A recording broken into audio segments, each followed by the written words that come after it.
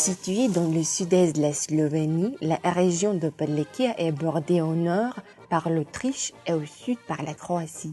Dans ces territoires s'étendant entre la rivière Mura et Drava, le dialecte régional de Prlekija est pratiqué.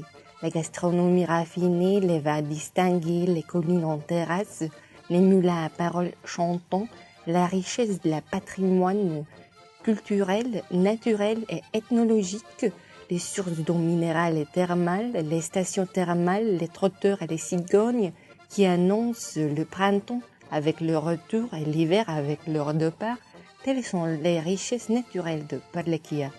Prleki, habitants originaires des territoires qui sont très attachés à leur terre natale, sont connus par leur ardeur au travail, diligence, honnêteté, conscience morale.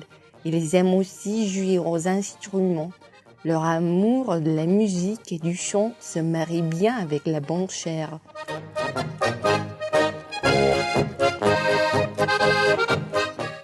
L'esprit de Prlek déborde d'imagination, pratique l'autodérision et s'amuse à taquiner ses voisins. Ce dernier trait de caractère a été marqué d'une façon très distincte. Prleki ont inventé les armoiries sans aucune valeur héraldique, sans passé ou contenu quelconque. Pourtant, ces armoiries portent l'identité qui leur est propre, et le symbolique qui dévoile l'espièglerie et le caractère plaisant typique pour Prleki.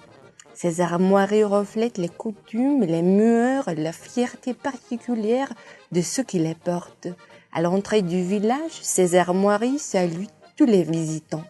Le paysage est renommé par les vignes dont l'ancêtre de cette vigne existait déjà à l'ère tertiaire. L'arrivée des Romains signifiait aussi l'arrivée de la vigne noble. Ce paysage est idéal pour la production du vin rouge et du vin blanc de haute qualité. La variété et les niveaux de qualité des sortes du vin blanc ainsi que ses goûts divers créent une véritable symphonie du blanc. Tout gourmand peut choisir entre le sauvignon, le chardonnay, le chiffon, le muscat rouge et le muscat automnal, le riesling, le pinot blanc et le pinot noir, le traminer, le ranina local, le kerner, le vin rose et le zweigelt. Toute cette pléiade de vins est accompagnée par le champagne, la sélection de vins raisins secs et les vins de glace. Le jour de la grand-messe, le 15 août, on entend chanter le moulin à paroles dans les vignobles. C'est un symbole qui signale que les raisins ont parvenu à maturité. Le moulin à paroles est un clapet en bois qui, planté sur un grand bâton, est conçu pour chasser les oiseaux des vignes. Il y a 4 moulins à paroles dans les vignes de Prlekija. Ce clapet ne protège uniquement contre les piques-assiettes, mais aussi il possède un certain pouvoir magique. L'automne est la plus belle saison à Prlekija, le temps des vendanges ou brotva en dialecte de Prlekija. Nous tous nous réjouissons de cette époque car nous savons bien que l'effort considérable qui a été investi dans la production de la vigne noble, effectué durant l'année toute entière, sera récompensé. Cette attitude à l'égard de la sève de la vigne est très particulière, c'est une attitude de respect. Les vendanges se poursuivent du septembre jusqu'à mi-octobre quand le soleil est doux et le vent d'automne rend sec les raisins pour atteindre la meilleure qualité de la récolte. L'hiver est consacré à la vinification. Les vignes sont à l'état de repos pour s'apprêter à une nouvelle année agricole. Celle-ci commence par couper et recorder la vigne jusqu'à la vendange. Comme Prlekija occupe une place particulière en Slovénie, elle a sa propre ville capitale nommée Ljutomer ou Lotmerk en dialecte de Prlekija. Pour la première fois, ce site a été mentionné déjà en 1289. Il s'est développé en Bourgrade en 1200 1965 et finalement il a obtenu ses droits citadins en 1927. Grâce à sa position centrale et son climat tempéré, la région était peuplée déjà dans l'ère néolithique. Dans l'Antiquité, ce territoire a été traversé par plusieurs voies romaines. Et au IIIe siècle, les Slaves sont venus y installer. Au Moyen-Âge, ce territoire était tourmenté par la peste, les incendies, les incursions des Turcs et des paysans rebelles hongrois. Il y a 3 places principales au cœur de la cité de Ljutomer, dont chacune a sa propre signe sacré. Dans Stari Trg, il y a la chapelle d'Anna, datant de 1756. Dans Mesni Trg, il y a un monument consacré à Marie Immaculée, protectrice contre la peste mortelle, qui date de 1729 et où se trouvait un pilier de diffamation pour toutes sortes de pécheurs. Sur le Miklošić Trg, l'ancienne place dite catholique, il y a la chapelle de Saint-Florien construite en 1736 et qui fait partie du mur d'église de Jean-Baptiste. Cette église du 7e siècle marie le style gothique de l'autel et du clocher avec le style baroque de la partie centrale de l'église. Les anciennes orgues de l'église détruites par l'incendie ont remplacé les orgues qui ont aujourd'hui 100 ans. Autrefois, il y avait une cimetière à côté de l'église, mais aujourd'hui, cet endroit s'est transformé en petit bourgade. Il est probablement le plus petit bourgade qui existe dans le monde. Il n'y existe que 4 maisons. Ljutomer est une cité culturelle, moderne, européenne, accueillante qui compte 4000 habitants. Ljutomer joua un rôle important dans la vie politique slovène et c'est dans le parc de Ljutomer que fut organisé le premier Tabor, grand rassemblement populaire slovène, qui le 9 août 1868 naquit l'idée d'une Slovénie unie. Les premiers participants de ce meeting introduisirent également la langue slovène dans les écoles, services des vins et institutions publiques. Les chênes solides plantés dans le parc à cette époque-là symbolisent la vigueur et la fierté des habitants. Il existe un autre joli parc consacré au général Rudolf Meister, militaire slovène qui, dans sa lutte pour la frontière actuelle du nord de la Slovénie, rassembla ses combattants de Ljutomer et de ses alentours. En 1909, les premiers écrits cinématographiques slovènes ont été enregistrés par Dr. Karol Grossman. Ils sont exposés dans le musée de Ljutomer. Même le premier magasin qui jamais existait sur le sol slovène a été établi à Ljutomer déjà en 1958. Prlekija est connu par une tradition de l'élevage de chevaux. Les chevaux slovènes sont ardents, obéissants, nobles, ayant une élégance de fierté. La curiosité particulière de cette ville est le trotteur de Ljutomer, cheval qui est élevé dans cette région depuis des siècles. En 1840, les premières courses de chevaux en Slovénie ont eu lieu déjà aux alentours de Ljutomer. L'année suivante, l'association de cheval de course a été fondée à Ljutomer, ce qui fut la première association de cheval de course sur le sol slovène et deuxième association en Europe.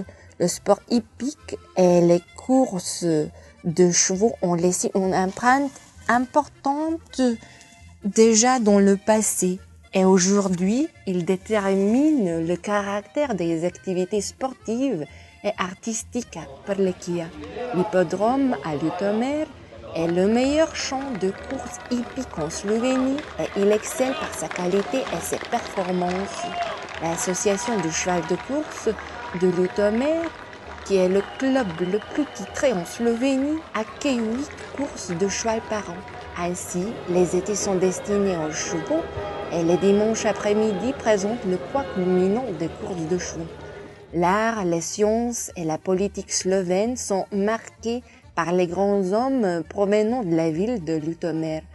Dr Franz Miklošić, linguiste de renommée mondiale, Karol Grossman, le poète Stanko Vraz, le compositeur Slavko Osterc, dramaturge et poète Cvetko Gular, le peintre académique Ante Trstenjak, Dr Radoslav Razlaga, politicien et juriste revendiquant la cause du mouvement de Tabor, et l'académicien Anton Trstenjak.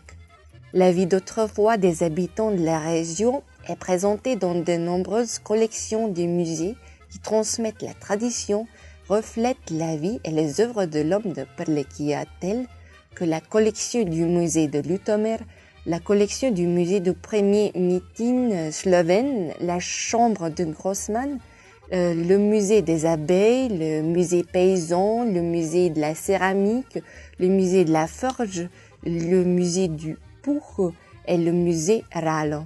Le musée paysan présente en mots et en images 600 ans de l'histoire du village de Pristava. Vous découvrirez l'ancien milieu naturel des paysans, les utiles et les machines agricoles, des pots et des casseroles de cuisine, les vêtements et les chaussures anciens. Vous vous asseoirez sur des chaises sculptées en bois et vous éprouverez le confort du lit rustique de Edredon. Ensuite, vous entendrez des histoires intéressantes au sujet de la lutte courageuse des habitants de Prlekija avec des sauvages Kruci et vous goûterez de la boisson indigène Višnjevec. Lors de la visite du musée, les sons de lutte de Raphaël créeront l'ambiance de l'époque passée. Vous découvrirez le travail des forgerons dans l'atelier du maréchal Ferrand et dans le musée de la forge à Raskrije, où les amateurs de chevaux et les amis de la nature peuvent même monter un cheval indien ou bien profiter d'une promenade en calèche. Le musée présente des utiles par lesquels les chevaux de la comtesse de Lendava furent garnis de ferrures. La famille Horvat est l'héritier d'une tradition du métier de forgeron depuis 1050 ans. Le musée des abeilles à Krapje date de plus de 1000 ans et c'est le seul système de Neisser qui soit conservé en Slovénie. Il est d'une forme semi-circulaire et il est fait entièrement en bois. Les abeilles y furent cultivées jusqu'en 1945. Ces pièces d'exposition sont vieilles de 200 à 300 ans. Elles sont également d'une grande importance pour le développement de l'apiculture dans la région. Même la céramique de la région a joué un rôle important. Jouman, potier de Ljutomer, fabrique des poteries à la tradition familiale vieille de plusieurs siècles. Tous les produits sont fabriqués à la main à la rue du Potier et sont traditionnellement cuits dans un four à bois. La fumée crée l'effet unique des tout produits, comme vous pouvez le voir dans l'exposition de poterie. Milan Belec, artiste populaire et potier peint dans la toile, sur le verre et ses propres créations de poterie. Récemment, il s'est consacré aux sculptures et prend du plaisir dans la création des statues associées à la vie de l'homme rural. Dans les espaces de l'association de Prlekija pour la préservation du patrimoine culturel technique de Janespur, les membres ont composé une collection de Janespur. Leur compatriote du village de Sakušaka est l'inventeur reconnu pour ses 19 brevets couvrant la technologie pour les véhicules routiers et 6 machines à écrire. Au tournant du 19e siècle au 20e siècle, Puch était un grand inventeur dans le domaine du motocyclisme et de l'automobilisme. Le musée Ralo présente en plein air des machines et des outils qui rappellent le temps où les agriculteurs exécutaient tous les travaux à la main. L'exposition comprend plus de 300 machines, dont quelques-unes pourraient encore être utilisées à effectuer le travail. La caractéristique particulière, c'est la cuisine noire, dans laquelle les objets qui étaient en usage jusqu'en 1950 sont conservés. Même aujourd'hui, la cuisine est utilisée pour le séchage et le fumage de la viande. Përlëkia est également connue pour sa bonne cuisine et les vins de qualité rare parce que ces plaines offrent depuis toujours assez de manger et grâce à ces collines aussi assez de boire. Les entrées indispensables que l'on trouve presque dans chaque maison sont le jambon et le lard haché en langue de Përlëkia zobel. Également, les gâteaux indigènes comme kvasnica, postržnjača et krapec de sarrasin font partie des plats traditionnels.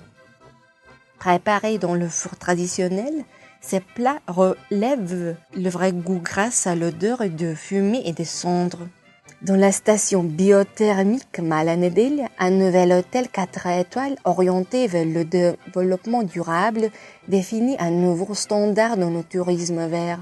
En plus, l'hôtel offre l'hébergement à forte valeur ajoutée ainsi que les services hôteliers de wellness, les services médicaux et d'affaires respectueux de l'environnement.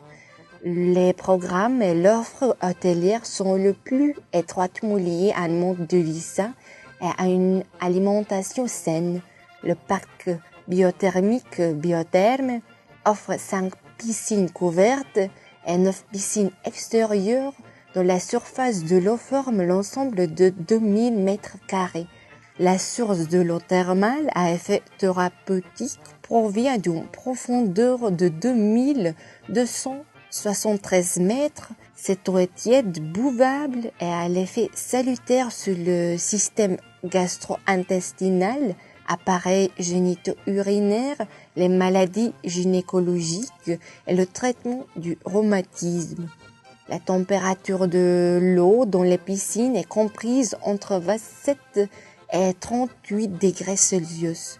Dans le parc thermique, il y a également les saunas intérieurs et extérieurs de type finlandais, turc, infrarouge et aux herbes. Il y a aussi une salle de fitness, salon de massage, solarium et restaurant buffet avec une grande sélection de plats et de boissons. Dans le paysage magique de Përlëkia, les plaines et les collines offrent un environnement idéal pour faire du sport. C'est une véritable oasis pour tous ceux qui cherchent à faire l'expérience de la nature à bicyclette. Përlëkia a de nombreuses pistes cyclables aménagées à travers des collines viticoles, des champs et des prairies qui passent au bord des rivières et des ruisseaux, traversent des cours d'eau et mènent près de monuments religieux et culturels et se terminent devant des bons restaurants, des gîtes de pêche et des fermes touristiques. Toutes les pistes cyclables sont marquées par les noms comme le chemin de Cigogne, le chemin Polska, Vardova, Vinska, Štorkova et le chemin de Grossman. Les centres d'information touristique à Ljutomer et à Jérusalem proposent la location de 13 vélos. Les plaines et les collines de vignes de Ljutomer invitent à faire des promenades courtes ou longues dans la nature intacte à travers des champs de céréales, des étangs et dans les forêts. Dans la partie couverte des collines, les promenades dans les collines en terrasse offrent de belles vues aux alentours. Chevaucher au long des rivières, des ruisseaux, des collines, des plaines est une expérience particulière en toute saison. Les chevaliers peuvent absorber le paysage intact menant à travers le magnifique paysage et des cours d'eau cachés. Pour les aventuriers, est certainement un moment inoubliable d'aller au galop au bord de la rivière. La rêveuse rivière Mura sépare Përlëkia de la région Prekmurje, rivière dont les affluents créent un écosystème spécial où habitent de nombreux animaux sauvages, les poissons et les oiseaux. Depuis toujours, les gens d'ici ont été étroitement liés à la rivière qui a encore et encore enlevé la terre précieuse, inondé des champs et emporté des produits agricoles. Les meuniers ont utilisé la force motrice de la rivière pour leurs moulins, les bateliers pour traverser la rivière Mura, la rivière Ščavnica, les grottes à Mota et les étangs à Podgradje sont un paradis pour les pêcheurs. Les étangs et les rivières sont riches en espèces de carpes, brochets, silures, perches, barbeaux et les autres poissons d'eau douce. Avant l'année 1922, où le premier pont sur Mura à Vergei fut construit, le passage en banc à travers la rivière était le seul lien entre Prlekija et Prekmurje. Le bac était composé de 2 bateaux plats connectés à la plateforme porteuse. La plateforme était attachée à la corde d'acier liant les 2 rives, à travers laquelle fut glissée une poulie avec la corde. Le mouvement s'effectua à l'aide du cours d'eau. Aujourd'hui, le bac est utilisé pour le transport local et comme une curiosité touristique. L'exploitation de la force de l'eau était importante pour l'économie. Prlekija est principalement une zone agricole et l'agriculture est l'une des secteurs les plus importants. Même pour cette raison, les moulins ont été si nombreux. Parmi les moulins conservés, le moulin Babić est le plus célèbre moulin sur la rivière Mura et le 3e moulin dans cet endroit-là. Dans le bâtiment sur le terrain, il y a une machine qui sert à moudre à l'aide d'une grande roue en bois attachée à l'un des 2 bateaux qui est propulsé par une quille. Le moulin est protégé comme le monument du patrimoine technique. Jérusalem, perle précieuse de nos collines par son saint nom, église de pèlerinage, lieu énergétique, son chemin de vin où sont produits des vins blancs et rouges de haute qualité avec des vues magnifiques donnant sur l'Autriche, la Hongrie et la Croatie est justifié d'être qualifié pour lieu paradisiaque. Cet endroit convaincra déjà les Croates dans le XIIe siècle qui furent à la recherche de la Terre Sainte, aujourd'hui nommée Jérusalem. Le centre de Jérusalem détermine un manoir de Jérusalem proposant une offre pour la clientèle la plus exigeante, l'établissement vinicole de Jérusalem qui présente les vins de 35 producteurs du vin en Slovénie, boutique de souvenirs et l'emblème de Jérusalem, l'église Notre-Dame des Douleurs. En fait, cette église fut reconstruite à partir d'une ancienne chapelle romane de l'époque des croisades qui fut remaniée à l'église baroque. Ce fut que Frédéric Ptuski qui offrit Jérusalem aux croisés. Cet endroit garda pour longtemps une tradition de pèlerinage.